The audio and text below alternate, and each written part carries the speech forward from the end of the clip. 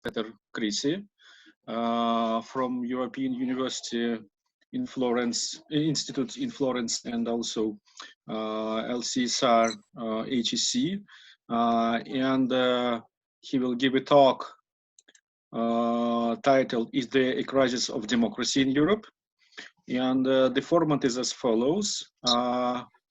I will give Hanspeter about 45 minutes for his talk, and then the Q&A section will follow. And we have about 1 hour and a half, but well, it might be a little bit extended, so if you wish. Okay, Hanspeter, without further ado, I'm happy to say that the floor is yours. And I will say just one word in Russian. Мы можем начинать трансляцию. So, the start of YouTube translation. Okay. Okay, thank you very much, Andrey. Can you all hear me? Is it all right? Because yes, we hear you. It's a first for me. I have never done this before, and it's a bit of an awkward situation, but I'm very happy to be here, and I'm very happy that in spite of the fact that I couldn't come to Moscow, I can hold this talk and talk to you today. So I will talk about the question you see: is there a crisis of democracy in Europe? A crisis of democracy in Europe? There's an accumulation of crises in Europe. As you know, there is the euro area crisis, there's the Brexit crisis, there's the refugee crisis, there's the rise of strongmen and of populism in many countries, the illiberal governments in Eastern Europe. And now there is the corona crisis, which prevented me from coming to Moscow. In addition, there is a pessimistic debate on the crisis of Western democracies. In 2018, Sasha Munki published a book under the title "The People versus Democracy." Levitsky and Ziblatt, they wrote the bestseller about how democracies die. And David Runciman wrote the book with a very similar title, "How Democracy Ends." Now, this crisis talk, I'm a little bit older, so I have it heard before. There was in the 1970s a similar accumulation of talk of crisis of democracy, and the talk came from the right and from the left. From the right, they talked about demand overload and about ungovernability of Western democracies because the citizens just wanted to have too much from the state. On the left, they talked about the legitimacy crisis of late capitalism. Jürgen Habermas and Klaus Offe famously in Germany talked about this legitimacy crisis. And then in Europe, this crisis talk triggered a wide comparative project, the Beliefs in Government project. And this project took a few years to publish its results. And when it finally published the results in the mid-1990s, it came to the conclusion that there was no crisis of democracy in Europe. But at that time, nobody cared anymore because in the meantime, the Berlin Wall had fallen and the third wave of democratization had rolled across the world, and some people even declared the end of history. So the question is this time different from the 1970s? Are we heading for a crisis of democracy for real? The Economist 2 years ago, almost 2 years ago, in the title story, asked this question. And it came to the conclusion, and I cite, reports of the death of democracy are greatly exaggerated, but the least bad system of government ever devised is in trouble, and it needs defenders. Now, I would like to look at the extent to which it is in trouble, and I do so in this talk from 4 perspectives. The first perspective is the bird's eye perspective. It's the perspective of the long-term trends worldwide. Afterwards I shall talk only about Europe, but the trends are worldwide. Then the second perspective is the citizens' perspective. It's the perspective of support for democratic principles versus dissatisfaction with the way democracy works. The third perspective is the voters' perspective, and it refers to the rise of populism, of challenges from the radical left and the radical right as a reaction to rising democratic dissatisfaction.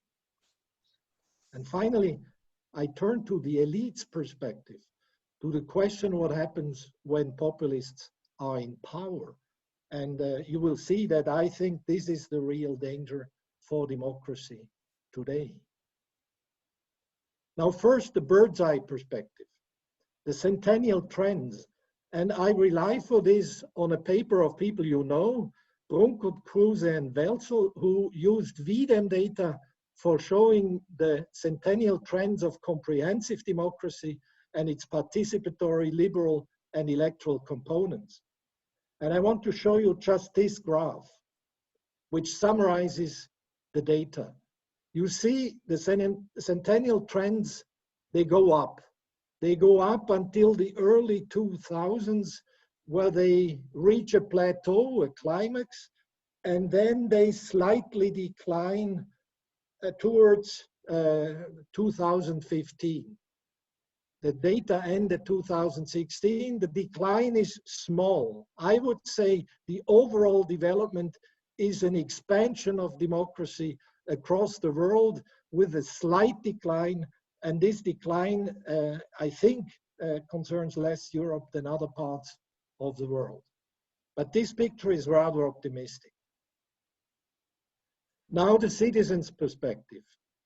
Arman and Verba wrote a famous book, the Civic Culture, in 1965, and they assumed that stable democracies require supportive attitudes and norms, and if the people hold democratic values, democracy will be safe. So the question is, do people hold democratic values? As we shall see, it's a necessary, not a sufficient condition for democracy, because if the people democratically elect leaders which behave undemocratically, democracy will not be safe. But I will now focus on Europe and use the ESS round 6 in 2012 to show you the European support for democracy in general.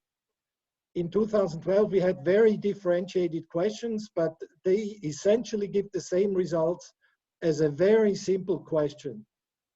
How important is it for you to live in a country that is governed democratically? 0, not important at all. 10, extremely important.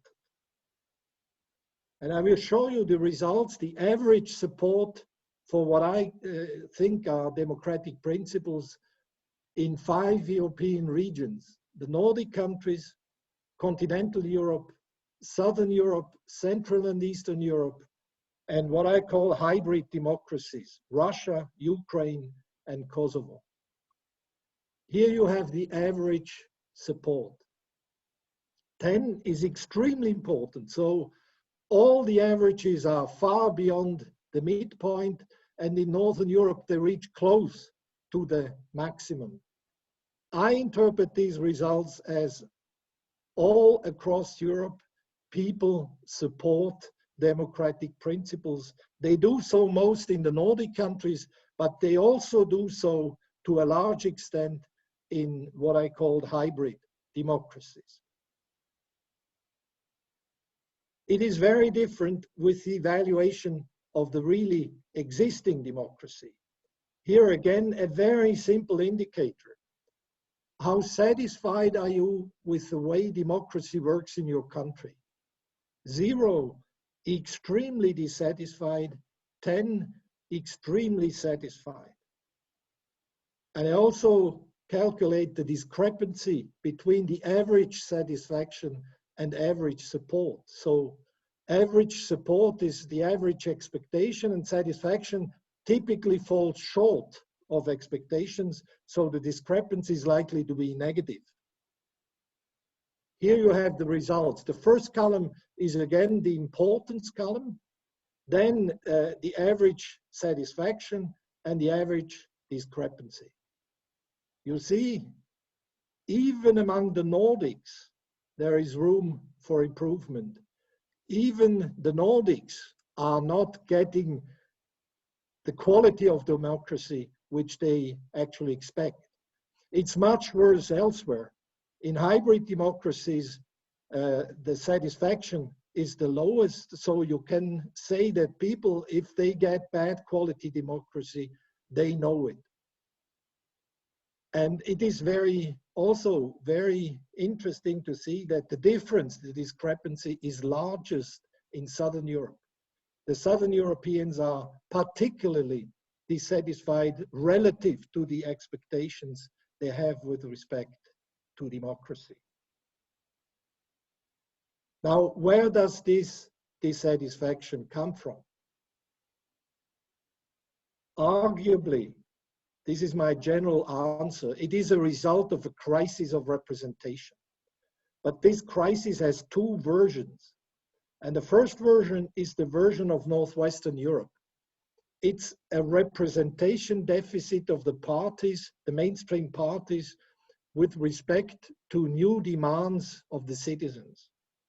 There are new social conflicts, new cleavages, if you want. And one example is the migration conflict. Another example is the conflict around European integration. And with respect to these conflicts, there are new demands in the population.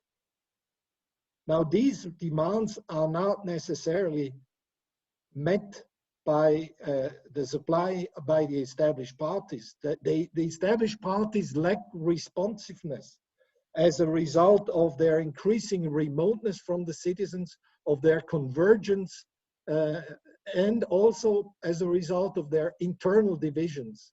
They are afraid to touch on these issues because internally they are divided with respect to these issues. So as a result of this representation deficit, there is democratic dissatisfaction in Northwestern Europe. In Southern Europe and Central and Eastern Europe, the dissatisfaction is mainly a result, I would argue, of performance failure of the governments. In the economic crisis, the financial crisis and the euro area crisis, governments have badly managed the economy in these countries, especially in Southern Europe. And in Southern Europe, the economic crisis has been doubled up by a political crisis, which is the result, on the one hand, of external interventions in these countries, undermining the democracy of these countries, as is illustrated by the case of Greece, where the Troika intervened and imposed policies on the Greek population, which they did not want. But it's also the result of domestic factors like domestic corruption, scandals, and homegrown incompetence. You see here the development of the average satisfaction with the way democracy works in one's own country, in the northwestern part of Europe, in the southern part of Europe, and in Central and Eastern Europe. And you see in Northwestern Europe, the satisfaction is equally high before and after the start of the Great Recession, which is indicated by the vertical line, the dashed vertical line, in fall 2008. In Central and Eastern Europe, dissatisfaction is equally high, or satisfaction is equally low before and after the onset of the Great Recession, whereas in Southern Europe, you see a precipitous fall of satisfaction as the crisis deepens, and no recovering since then. This is just to illustrate how satisfaction developed in these three parts of Europe. Now, what are the consequences? On the one hand, you have a decline of established parties, and on the other hand, you have a rise of populist challengers from left and right. And for Western Europe, you see here the rise of the challengers from left and right. The dashed lines are Southern Europe and the solid lines refer to Northwestern Europe. And you see that in Southern Europe, the radical left benefited most of these crises and increased its vote share dramatically. I must admit that I included Cinque Stelle, the Italian Cinque Stelle, which consider themselves neither left nor right. I included them in the radical left because from my point of view, they are the functional equivalent in Italy of the radical left. You see also that the radical right considerably increased its vote share in Northwestern Europe, whereas the radical left in Northwestern Europe has stagnated throughout the 2000s and 2010s, which is surprising because it did not benefit of the economic crisis.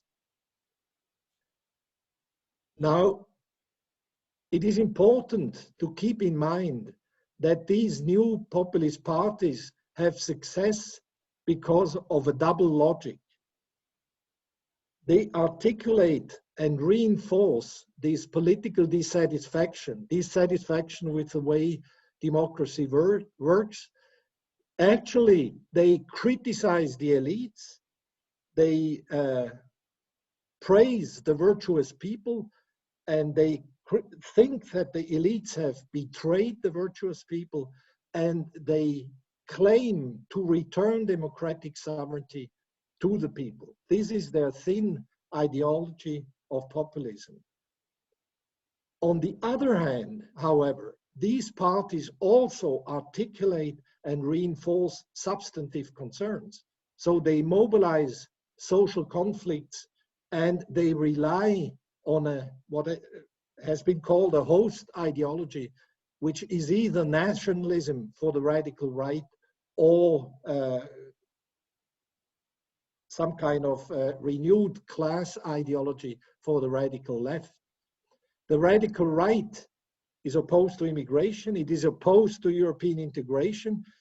It is or used to be opposed to cultural liberalism. This aspect of the radical right is not that important anymore, as we shall see in a moment. But in short, it articulates a new cultural conflict between national conservatives and cosmopolitan liberals.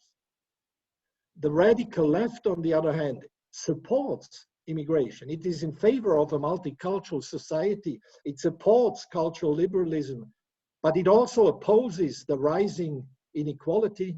It is in favor of redistribution, and it articulates a renewed economic material class conflict. So the effects of the substantive concerns and a political dissatisfaction on the vote for the radical right,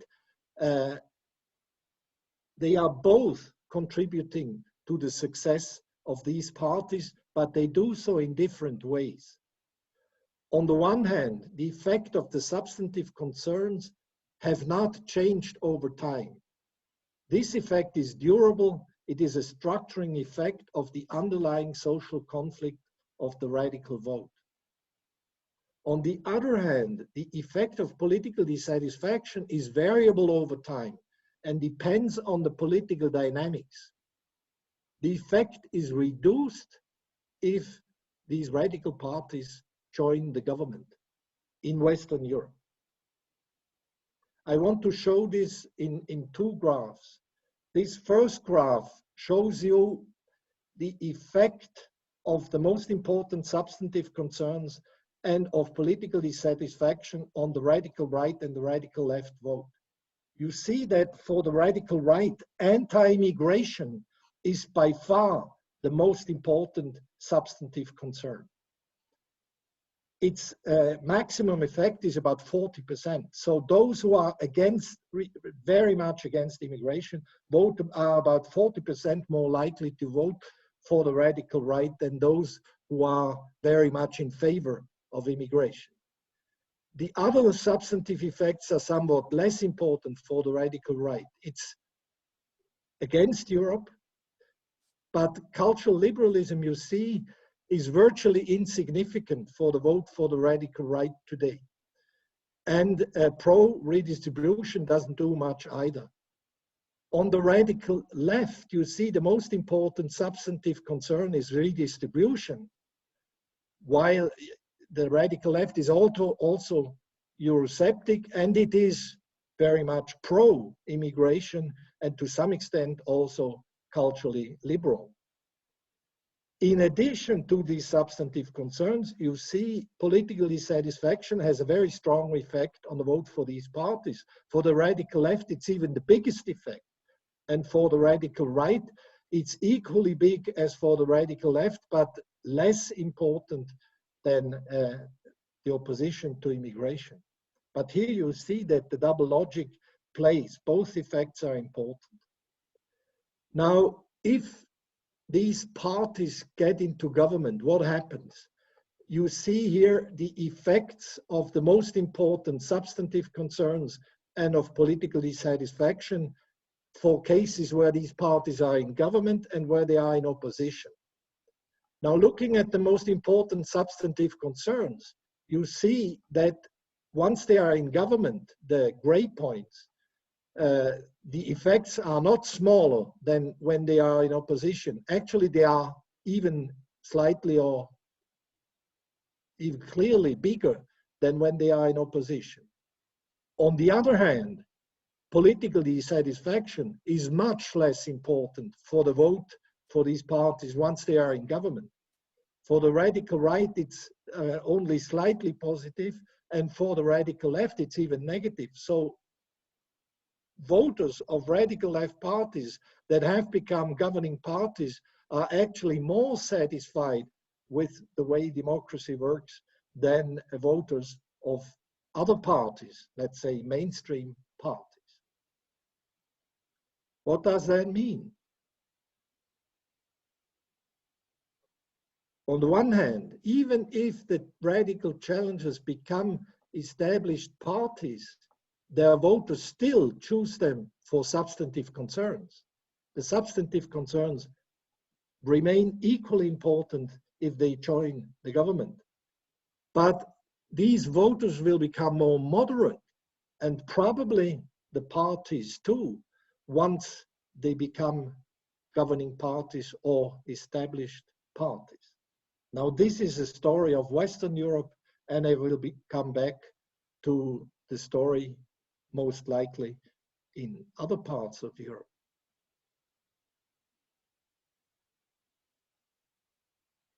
This leads me to the next question. Is the rise of populist parties dangerous? There are people who say, actually, these parties serve as a democratic corrective.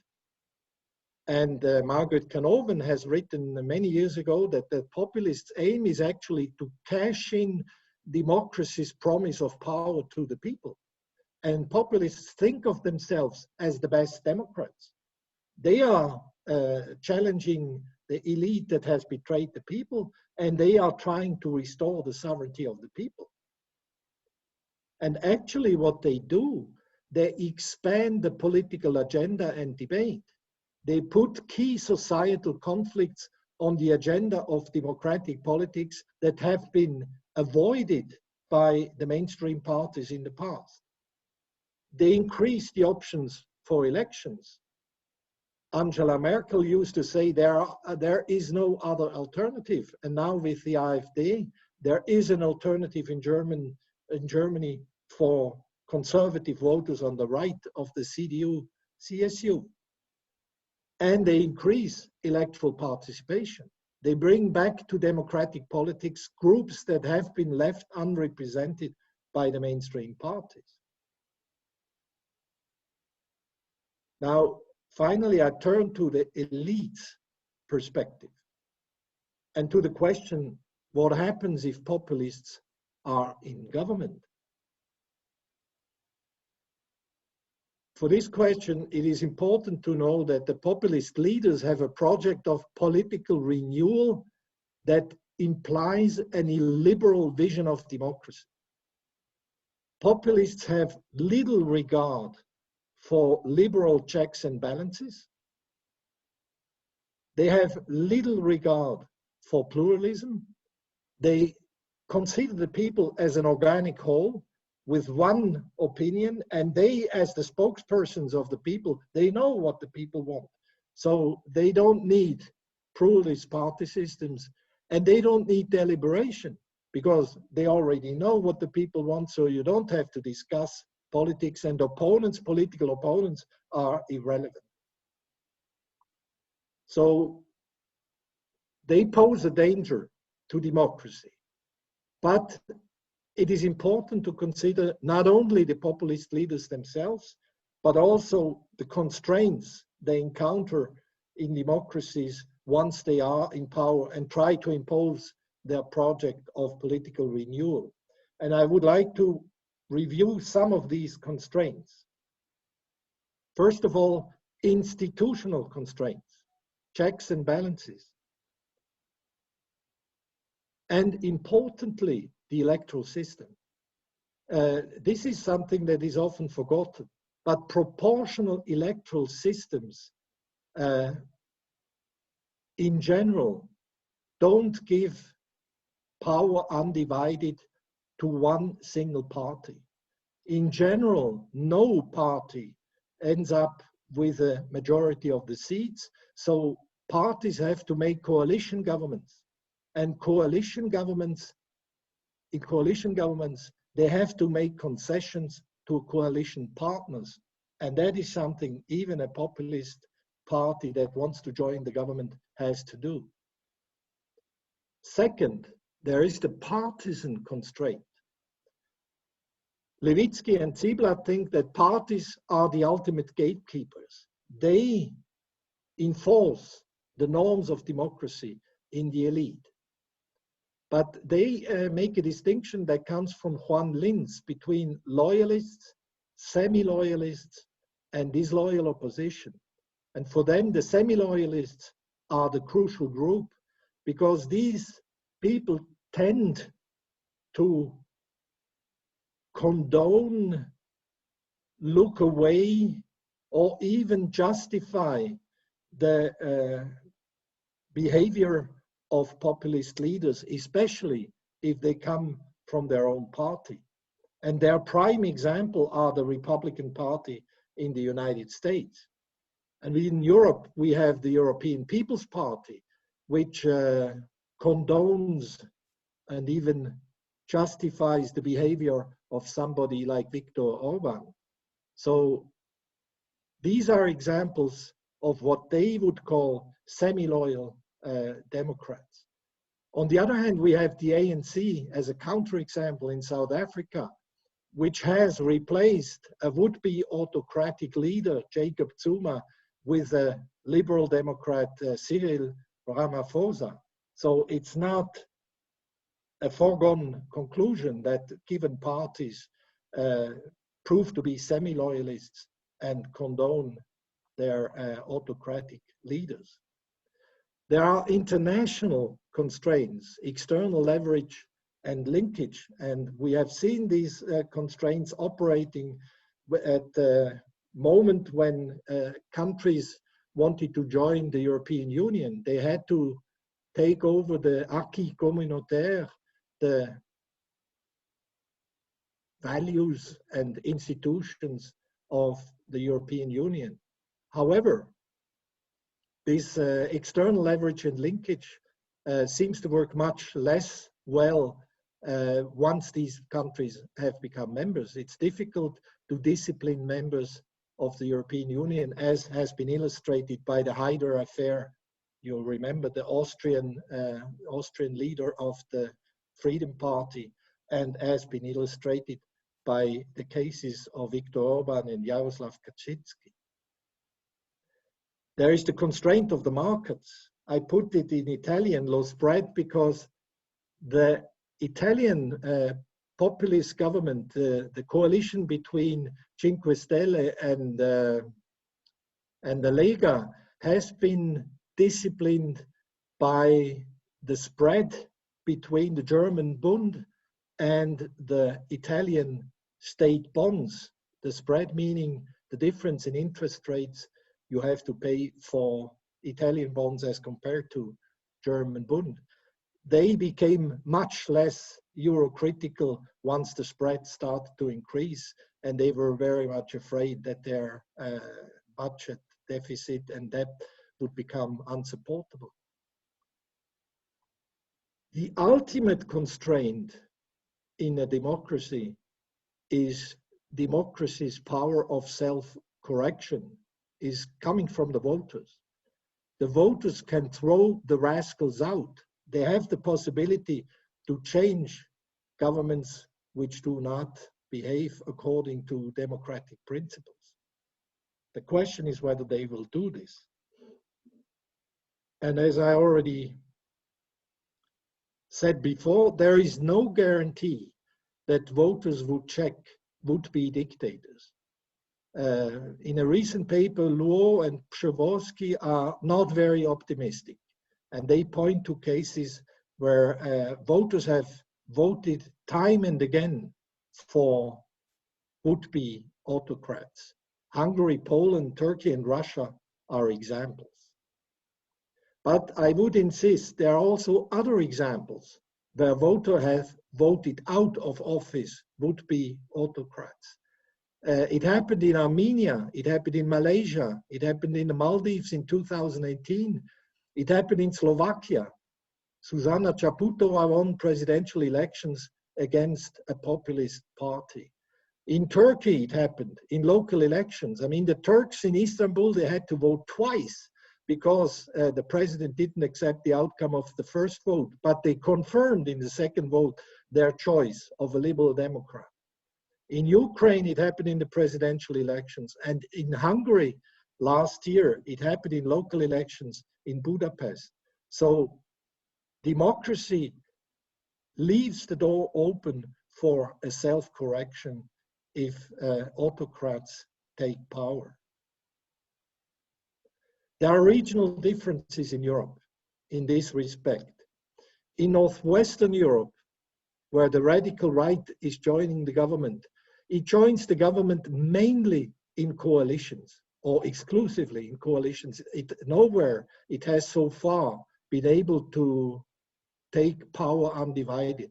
And this is why its participation in power has a moderating effect, not only on the voters, but also on the party.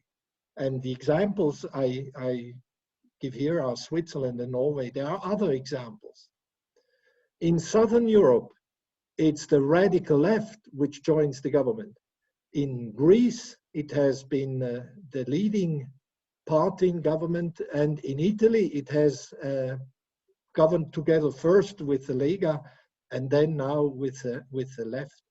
And equally, in Southern Europe, I think participation of these parties in government is moderating these parties because they have to make concessions to coalition partners and because of other reasons like international pressure or market pressure as well. It is in Central and Eastern Europe where the moderating effect is most limited. And I think it is mainly because in the cases of Hungary and Poland, these populist parties got power undivided. They might have a coalition partner, but the coalition partner is totally insignificant because it's very small and very weak, and the populist leaders can more or less count on a large parliamentary majority, which allows them to do away with checks and balance, institutional checks and balances. So the conclusion, overall, I think there is no reason to dramatize. The best chance, I cite Galston from the Journal of Democracy, the best stance is reality-based concern. There is widespread support for democratic principles in Europe. However, there is also widespread dissatisfaction with the way democracy works, and especially in Southern and Central and Eastern Europe. The consequence of democratic dissatisfaction is the rise of challengers, but challengers who not only express dissatisfaction, they also express substantive demands which are important for the functioning of democratic systems. In Western Europe, once the radical challenger parties are in government, the dissatisfaction of their voters tends to evaporate and they become the new mainstream parties, I would submit. In Central and Eastern Europe, however, the situation might be pretty dangerous. The populists get power undivided in contexts of weak democratic transitions, and they might exploit the power they have in order to do away with the liberal elements of democracy. And coming back to our strange situation of the COVID-19 crisis, if you take Viktor Orban, what has he done in the crisis? He has not left this crisis go to waste. He has exploited this crisis in order to enhance his powers and to stabilize himself in power for a long time to come. Thank you for your attention. Thank you. Thank you, Hanspeter. Thank you for a wonderful presentation. Now I'm happy to open the floor for the Q&A section. So I see at least 4 hands. So let's start from Anna Shirakanova, then Pavel Kononenko, then Artem Zemtsov, and then Emil Kamalov. Okay, Anna. Okay, thank you very much, Hanspeter. This is an inspiring talk, despite some of your conclusions. And my question would be, I have 2 small questions. My question number 1, can we predict, using the theory and research, whether there would be any, like, where this exploitation of democratic mechanisms in the Eastern and Central European countries with weaker democratic traditions, where will it go?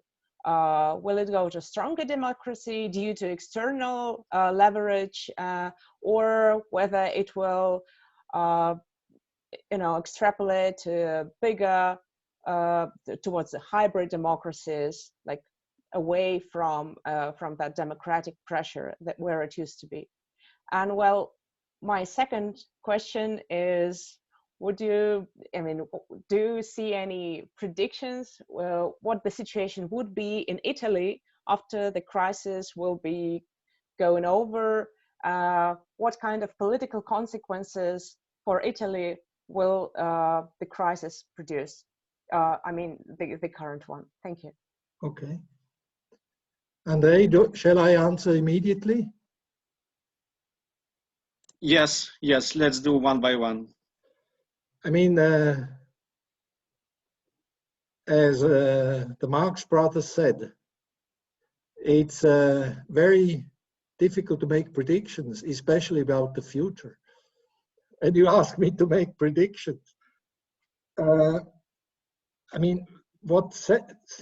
Let's take the case of Hungary.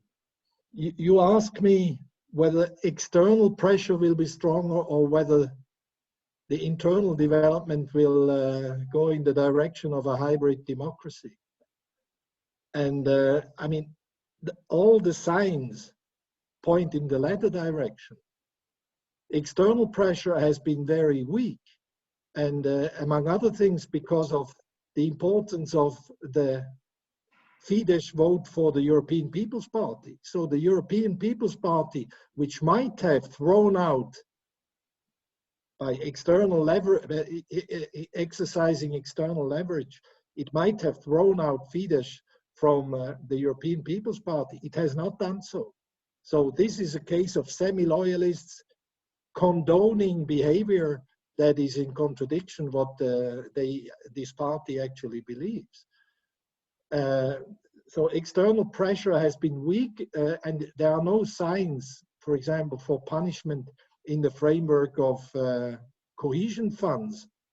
you know, the European Union pays a lot of money into Hungary, and it could use this money of the cohesion funds to exert leverage and pressure on Hungary, but it has not done so. So for the time being, it looks like as if Hungary is going ever more in the direction of a hybrid democracy, except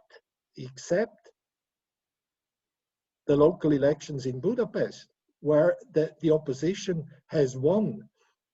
And you might think that if the opposition gets its act together, is less divided, and mobilizes coherently against the incumbent government, then it might nevertheless be able to throw the rascals out. So it's not a foregone conclusion, but for me it looks as if the government has, for the time being, all the trumps in its hand. Now, Italy, what will happen after the crisis in Italy? It is a very interesting question and very difficult to answer, but because it's not applying only to Italy, this question, but in Italy, the situation is particularly stark, maybe. What happened at the beginning of the coronavirus crisis is a sort of rallying around the flag. So the governments in most countries in Europe, or even in all the countries, got more popular. So even in Italy, the Prime Minister Conte, who is a weak Prime Minister of a weak government, he suddenly became quite popular. He has an approval rating now of 59%, which is much higher than what he had before the crisis, 41%. And the question is whether this lasts. And the answer is very likely it will not last. I mean, already now, as the number of deaths goes down and as the government is slowly opening up, the old political conflicts are coming back. And the opposition is consistently criticizing the government. And I can imagine that the government, because it's so frail, because it is highly divided on most of the issues between Cinque Stelle and the left, it will not last for so long, and then we will see what is happening. But I think what will be happening is that the right will come back and the right will form the government. Thank you very much. Thank you. Okay, who's next? Artyom, was it you? Okay. Are you hearing me? Yes, yes. Thank you for your presentation. And maybe I repeat some aspects of your speech. And what do you think? What macro factor, economic, political, demographic factors can positively impact on anti-democratic values and attitudes of contemporary Europeans? What do you think? What are the key factors? I mean, macro factors. Thank you so much. I mean, this is the question of what explains democratic dissatisfaction. Yeah. And my general answer is you should not look too far away from politics. My general answer would be that democratic dissatisfaction has something to do with the way democracy works. And I had these two versions. On the one hand, democracy works badly if major societal conflicts are not picked up by party competition. If, let's say, you live in a country where there are many immigrants and you want to stop immigration, But all the major parties avoid the issue. Nobody talks about immigration, and if they talk about immigration, everybody's in favor of immigration. Nobody dares to speak against immigration. Then what do? You abstain because you don't have any option. You don't go to vote, and you are pretty disappointed with the mainstream parties, and you think that your voice doesn't count. And then suddenly you have a radical right party which thinks as you do and which gives voice to your concern about the immigrants and wants to stop immigrants. And then you have an option. You go to vote again, and you think that maybe you think democracy works better than you thought before, but maybe you only think that if your party gets a chance to govern. If always the same people govern as before, even if you have voted for an alternative party, then you are still dissatisfied. But if this party makes it into government, you might be more satisfied. So I think this has nothing to do with demography. It even has nothing to do with the economy. It has a lot to do with conflicts which are more of a cultural type. Like immigration. It's not by chance that I mentioned it all the time, or European integration. It has something to do with nationalism. These people want to defend the nation state. And by the way, this is one effect of the coronavirus crisis. It reinforces the nation state. It closes the borders. In cultural terms, but also in political, economic, and any kind of terms. There are no longer sports events. You cannot go to the beach in another country and so forth. You are thrown back to your own country, and this reinforces nationalist points of view. But that's a distraction. I just wanted to say the main reasons, if you talk about macro factors, are political, I think. Thank you. Okay, any further questions? Pavel? I'm asking, Boris Sokolov. Hi, Hanspeter. Hi, Boris. Thank you very much for brilliant presentation and for a very interesting story. I just have a small half comment, half question about the graph which shows the level of satisfaction in three groups of countries: Northern Europe, continental Europe, and Eastern Europe, where, or maybe, yes, continental, where you, so this graph shows that, at least your interpretation of that graph was that it shows that in Northern Europe and in Eastern Europe, political satisfaction didn't change much after the Great Recession. However, in continental Europe, or maybe in South, I don't remember exactly, so I don't. In Southern.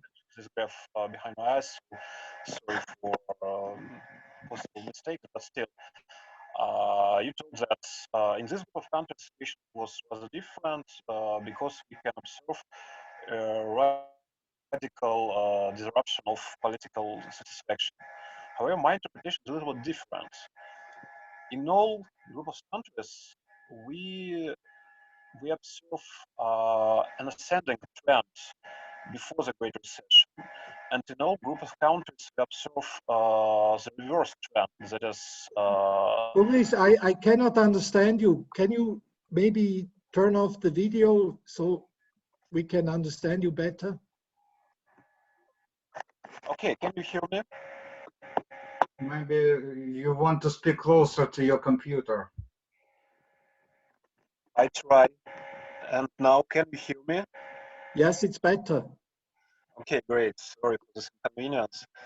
Well, so I just want to challenge your interpretation of that graph. So maybe it is possible for you to share your presentation with us again, just to make it obvious for everyone what we are discussing. Yeah, I try.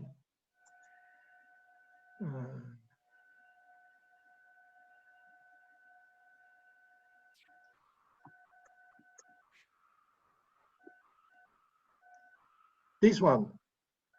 Yeah, this one. Thank you very much.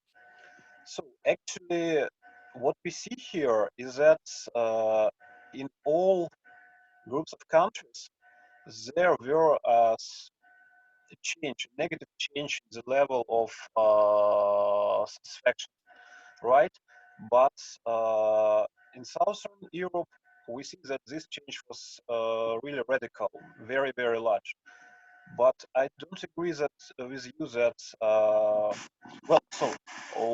I can agree that the level of satisfaction was similar in the north and in the east if we compare 2000 and 2015. However, trends are different. Before Great Recession, we see more or less same trends in all groups of countries. And after it, we see the reverse trend, not the plateau, I would say. At least immediately after this recession. I mean, I interpret this very roughly. You're right. For example, you're right. Right after the fall 2008, there is a decline of satisfaction in the north, in the south, and in the east. But in the north and in the east, the decline is very limited and stops. Whereas in Southern Europe, it is a precipitous fall that continues and that only recovers towards 2014. And I mean, the series stops in 2015, which is a bit out of date. But I don't see much trends. I mean, the very big story for me is that in the north, satisfaction is high. In the east, it is low, and it has been low before the crisis because of dissatisfaction with the important corruption in politics in these countries, with the poor management of government in these countries. And in the south, it was first in between, and then it dropped to the level of Eastern Europe. So the Southerners are just as dissatisfied after the crisis broke into their countries as Eastern Europe. But you are right. If you look at details, this story might be too simple. Okay, thank you very much for this clarification.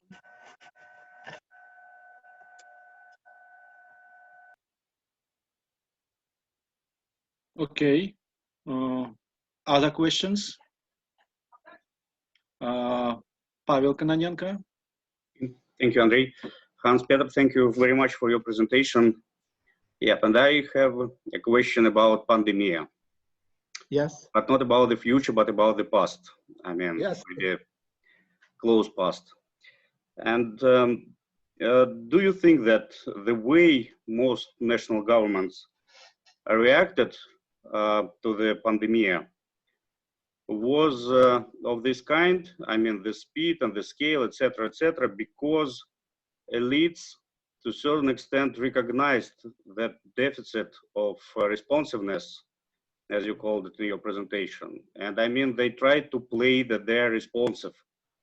Yep, I'm not, of course we can discuss whether this play was successful or not, but still, I mean, they prefer to overreact because they just realized that people are dissatisfied with the level or the scale of their reaction, both during the economic crisis of 2008 and migration crisis, etc., and they just realized, I mean, the elites, systemic parties, just realized that that is like their last chance, I mean, to show that they're responsive enough.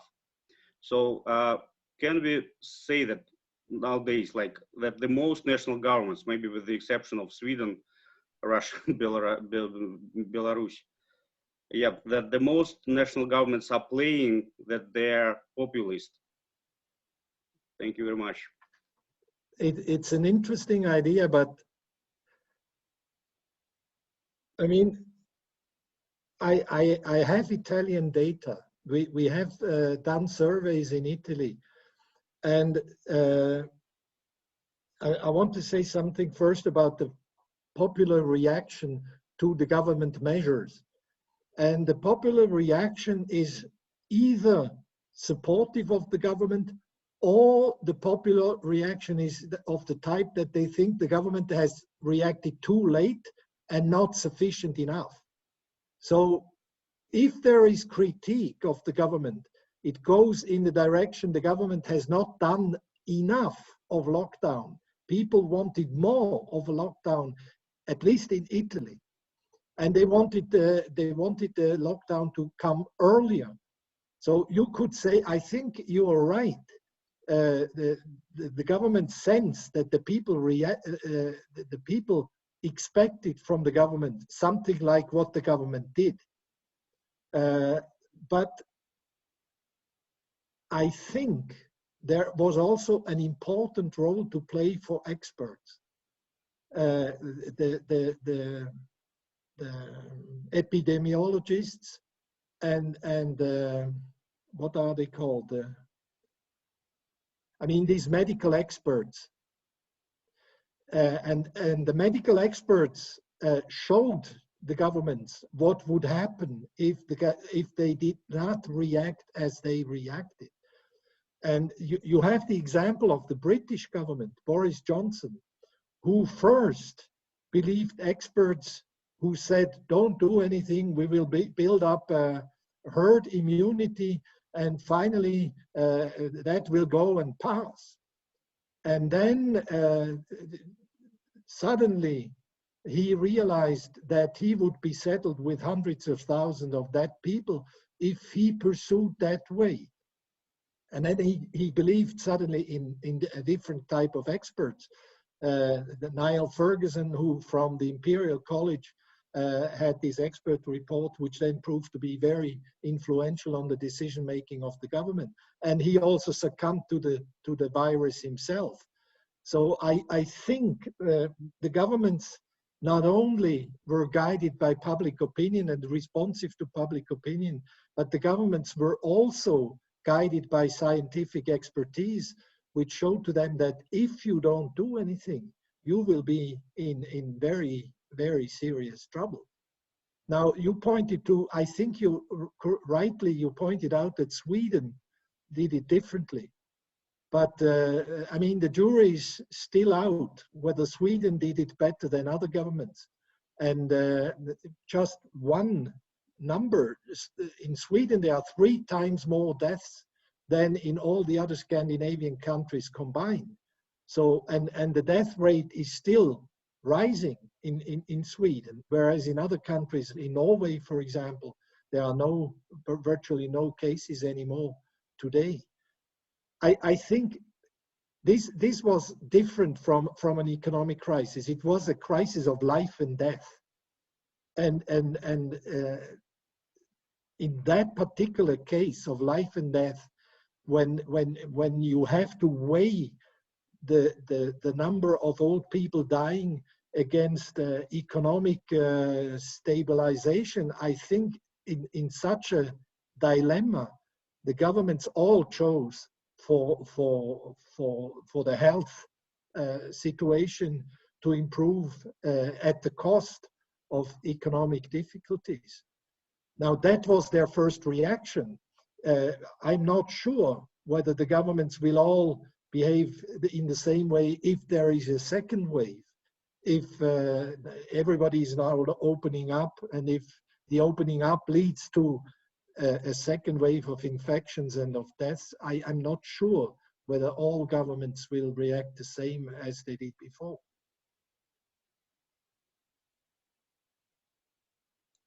And may I ask you a follow-up question, related to the current discourse, at least in Italy? So if you're still talking about populist parties, did they change their strategies? Do they still exploit their key issues like immigration and something like this, or they are very reactive and they shift to other issues. So like talking about, I don't know, healthcare, future unemployment rates, or whatever, or just attribute blame to China or whatever. So does this crisis show that they are very reactive in their nature, or they still like putting emphasis on immigration and so on? Yeah, what I think has happened is that the coronavirus crisis has crowded out all other issues. So Salvini has tried hard to keep the immigration issue on the agenda, but there was just no room for this issue. So what he tried to do instead is to say the government is incompetent. So, for example, he sensed this public mood that you should take stronger measures, and immediately criticized the government for not taking strong measures enough, especially with respect to the economy. In order to save the economy, the government would have had to throw much more money at the economy than it did, according to Salvini. And another thing he tried to use the European card. So maybe you know that Europe did not help Italy. The Italians were in need of, let's say, intensive care. Salvini tried to exploit this because he's a Eurosceptic deep down in its heart. But I think he's losing considerably in the polls because his discourse is crowded out. His immigration discourse, which helped him so much to gain popularity, is just, there is no room for this. People are preoccupied with other things. Thank you. Other questions, comments? I thought Amir Kamalov had a question. No, it was applause. Well, we are a bit inexperienced Zoom users, and we cannot distinguish sometimes raise hand and applause. I also see a raised hand from Alexander Alexeyev, I guess. Okay, great. So, Alexander. Thank you. Thank you for the floor. Thank you, Professor, for your presentation. I would like to discuss it from a different angle. In fact, you discussed the gap between the system of constitutional democracy as it is now and democratic values, expectations on the part of the people. So basically, you were talking about the efforts to preserve the system of constitutional democracy as it is. My question is as follows. How do the populist parties influence the evolution of democracy? Is there any evolution of this system? Are there attempts to make it more democratic and corresponding to the democratic aspirations of the voter, basically? Yeah, this is a good question, but I haven't dealt with it because I think democracy is rather on its defensive. So the question is more the defense of the liberal element of democracy against populists who put it into question or try to do away with it, who limit the judicial part of liberal democracy, who limit the freedom of expression of the media, and who limit the possibilities for opposition parties to operate. So that's the main preoccupation. But you're right. I mean, one of the important demands of populists has always been direct democracy. So they want to have a more direct type of democracy than representative democracy. And I mean, they have not implemented any type of direct democratic institutions once they got into power, because they have not gained power undivided. And where they gained power undivided, they had other things in mind than introduce direct democracy. But to remember, Viktor Orban, he did organize referenda. And for example, in the question of the resettlement quota of the refugees, which came up in the refugee crisis, in which Europe tried to impose on the different member states, he organized a referendum in order to show that the Hungarian people were opposed to this idea. And you also remember that the Hungarian people voted 95% in favor of Orban's opposition, but he didn't make the participation threshold, so the referendum was invalid. But the idea to use referenda is indeed an idea of populists. I'd like to thank all participants. Thank you for joining this session of the HEC April conference. So we will have 2 more talks during these April conferences. So soon we will post it on our website and our resources. So May 19th, Chris Welzel talk is expected. So, and please follow our updates and join if you want. We will be happy to host you. When will it be on May 19th? May 19th, also I think 5 p.m. Moscow time. Okay. And Engelhardt is going to speak on May 21st. Yes, so next week we will have 2 talks more. Yeah, and not related to our lab, but still an interesting talk from Michel Gelfand. So those who are interested in biological roots of cultural differences might want to visit that event. But anyway, Hanspeter, good to see you, and thank you very much for your presentation.